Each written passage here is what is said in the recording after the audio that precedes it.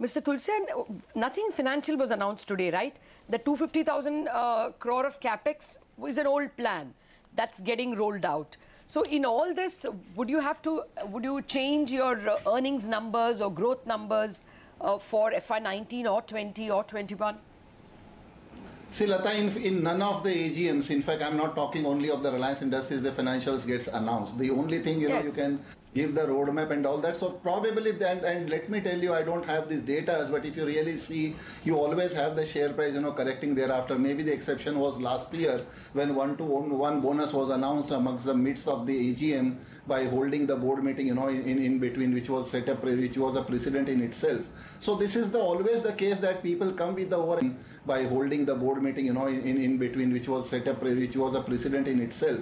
So this is always the case that people come with the over expectations. They could not have asked for a bonus from Mukesh Ambani this time, because last year he has already pleased the shareholders with 1-to-1 bonus. So this is always the case, and I am not honestly disappointed with the numbers, because if you really take a conservative estimates, I think for FY19, that's for the current year, one can expect an EPS of about 72 rupees, or it will be very difficult to take a call on the retail and the Geo going forward, which can, you know, really cheer on the profitability front and the margins also. Because if you really see the retail, they have already, you know, beaten all these retail players, the listed ones. Talking together, there are 8 or 9 listed players for FY18. They all had a combined top line of 50,000 crore, while the Reliance Retail had a top line of 70,000 crore. What they are only lacking is the least margin, because Reliance Retail had the least EBITDA margin of 3.7% against maybe 9% by DMart. So I think that this strategy is seen to be quite you know, strategized,